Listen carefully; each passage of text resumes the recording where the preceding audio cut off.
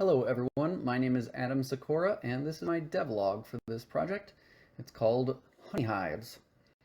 And this is a product of me taking a 2-week sprint to learn Unity. It ended up being about 16 days. So I wanted to learn Unity and build a game and basically see how far I got. I have more experience, so I had no Unity experience, but I have about a year and a half experience, personal experience with C++ and Unreal Engine. So this is very different, but in a lot of different ways. Uh, you're trying to make the same thing, but Unity has a different way to go about doing it, and than Unreal. Unity is probably a lot more like simpler, so I was able to make a good amount of progress. But I also had to like stop and learn, a few things about how Unity actually wants you to do something. But this is how far I got. I really enjoy I enjoy my progress. So I'm going to talk a little bit about the game. I also kind of cover it on all my little tiny milestones on my Twitter page. You'll see that in the comments. And my Twitter page is basically like for me because I really enjoy seeing the whole progress made. And let's say I work like an afternoon and I finish a feature, and it's really kind of fun to like make a GIF of it or a picture and just post it, and so I can look back in the future and kind of see my progress. But let me start the game. So what is this game? So it's a little bit of a honey theme, as you might be able to see, or a bee theme. And the object of the game is to solve each of these honeycombs. And once you've solved all of them, you complete this stage. And this stage, all levels will look like this. The only thing that will change is all of the tiles and the numbers. So to complete a level, you need to make all of these flowers bright. So you'll see some of them are valid and some of them are not. And how do you make them valid? So these vines, if you follow the vines on the flowers, they determine the line of the tiles that it takes into account. So this one over here is going to be blank, blank, 0, 7. And that's valid because it's just like, it's an integer. It comes out to just 7. But if you come over here, this has some addition and some equal signs in it. So this is only going to be valid if this statement is true because it now has an equal sign. So 2 plus 5 equals 7. Here, this one's dark, so 17 does not equal 7. But if I spin this, 0, 7 equals 7.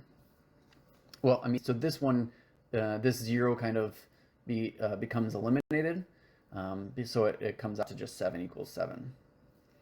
So you'll see some of these tiles here, and that basically means whether you can spin it or whether you can move it. So this one you can't move or spin. This one you can move, and this one you can spin, and these you can kind of do both. And this is a place that you can store all of your stuff. Because at some point you might, any ones that can be taken up and moved, you might want to use in a different honeycomb, especially once you've completed this. So you'll kind of accumulate them here to kind of work with them and move them between. So that's basically the game. These puzzles I haven't really designed yet. These are all just kind of placeholders for me to get all logic to work. Really, the most difficult part of doing this was to get kind of all this logic to work and these flowers to be properly lit up or not. I'm going to have a separate video that talks about like the code that I went through to get that, but that was code-wise, that was just the most difficult part about this. But that's generally the game. There are 2 features that most likely will be added that kind of give it a little bit more flair. One of them is that each of these honeycombs will have a locked piece associated to it. So let's say I hover over this one. Basically, there's the little thing or a little cage will come up. Actually, my first idea was to have like a honey stick here with like, and so the piece is stuck to the honey with honey all over it, and you wouldn't be able to fit until you've solved this one, and then you're able to kind of use this piece.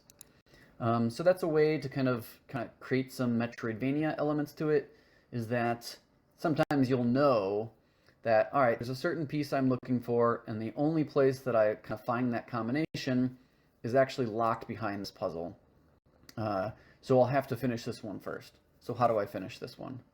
And that you'll kind of like use logic and deduce your way through these, kind of parade through all of these to complete it.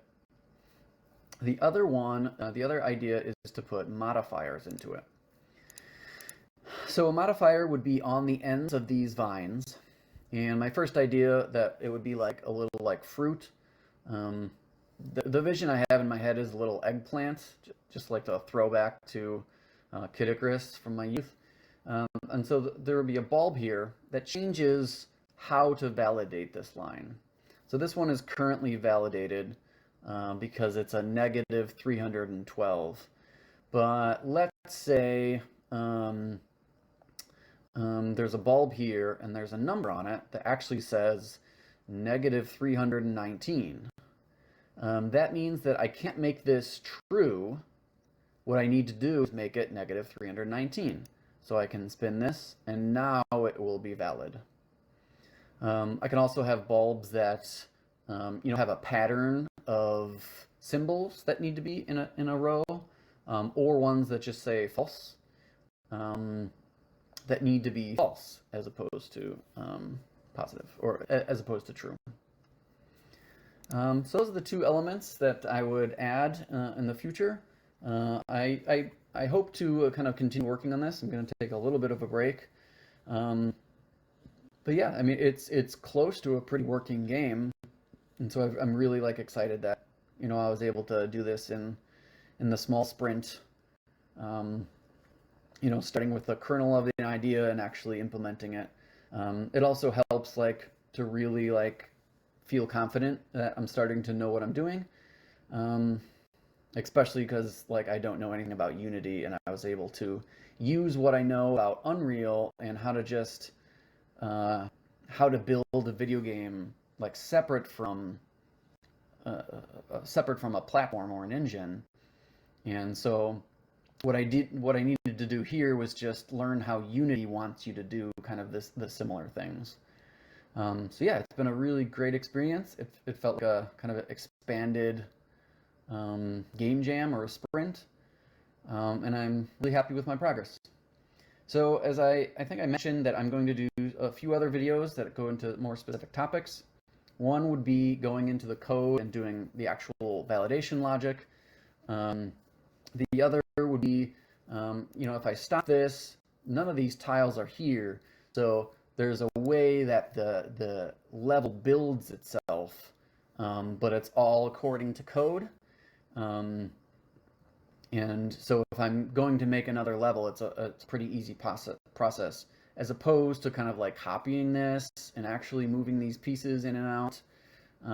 Now all I do is, write a set of code, and my program finds that and then just makes the level according to that. And the other is just I'll go through some of the logic of how I built these objects in the level and how all of them correlate to each other. Specifically, this one big one. Basically, it's one object and it has a bunch of all these things are children and different levels of children to this one big thing. But watch those videos if you are interested in that. But thank you for watching this. Have a great day.